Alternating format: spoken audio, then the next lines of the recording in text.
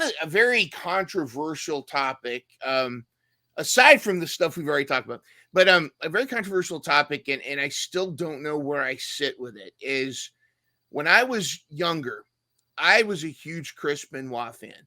I love the Crippler. I love the Rabid Wolverine.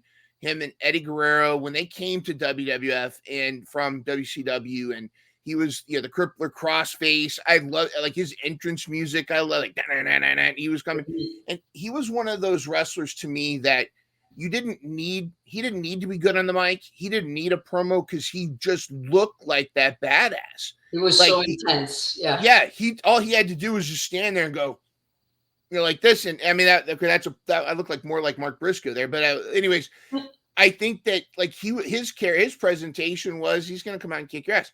He's going to put you in the crossface. But then as he was constantly all the time doing the headbutt, we know what happened with the concussions and whatnot. And it really mushed his brain. And of course, losing Eddie, who was such a close friend of his.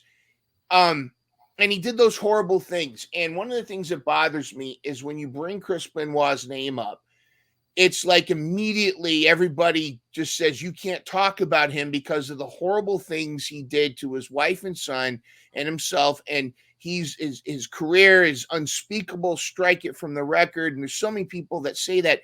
And to me, I want to separate who his career and what he was from the abomination he became because of concussions.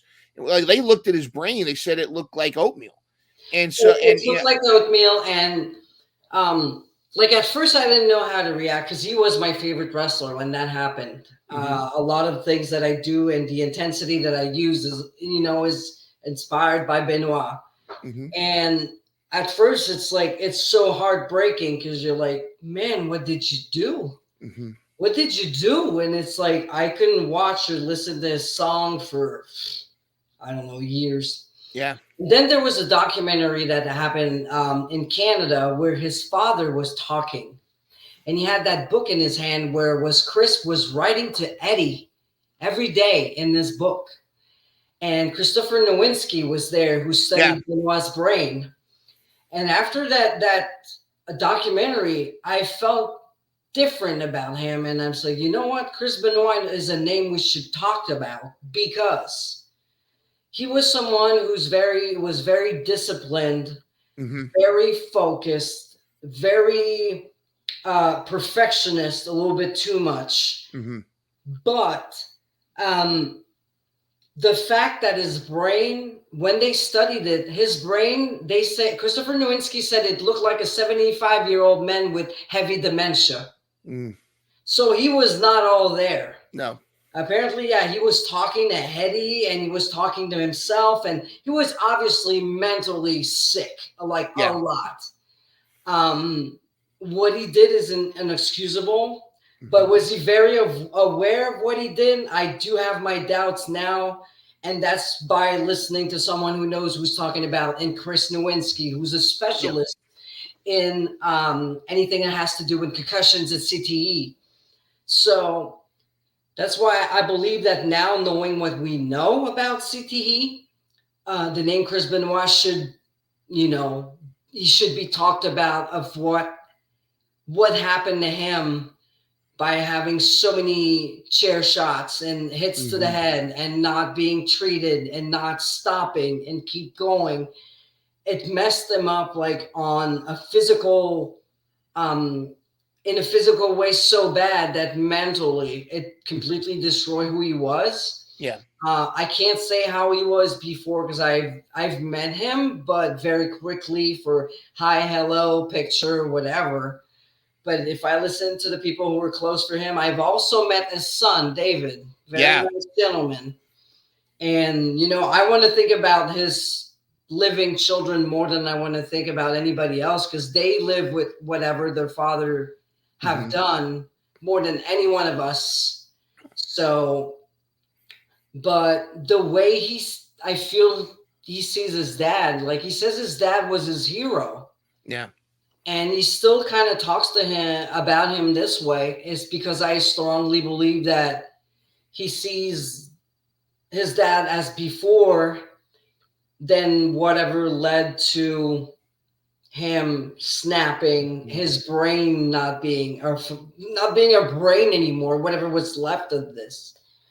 So it's a really hard situation, because you don't wish that on anyone. I mean, I as much as I love Chris Benoit, I love woman Nancy. She was beautiful. She was ahead of her time. Great manager.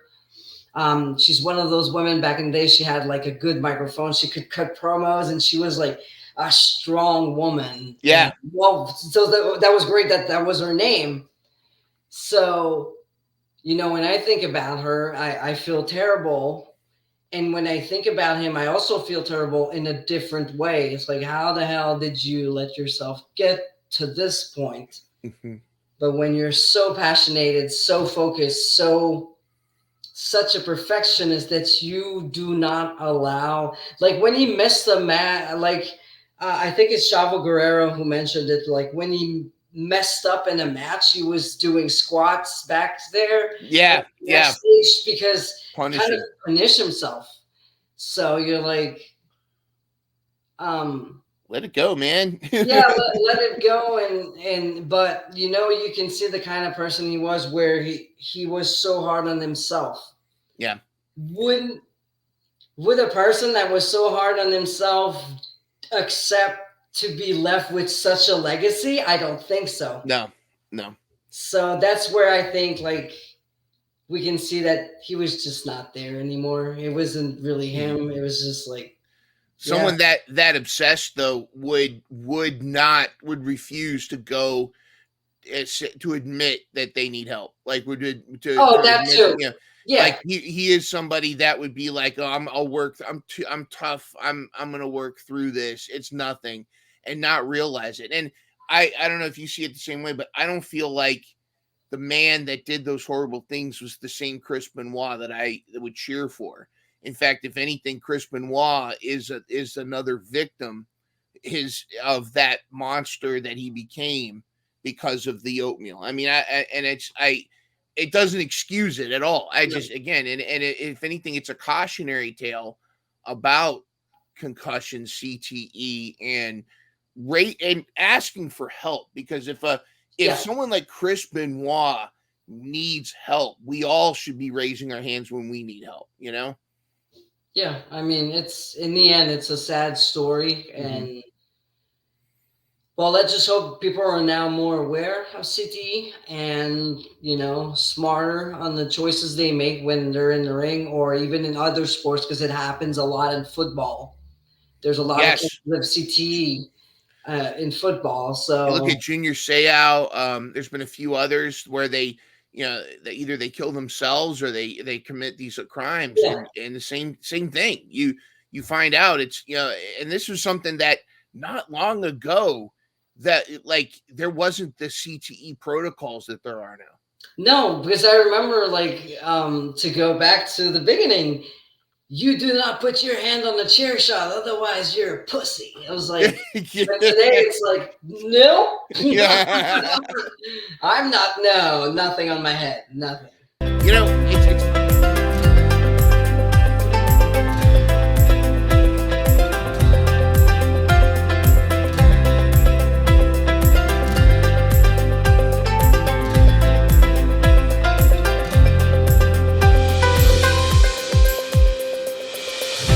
always remember, you are not alone.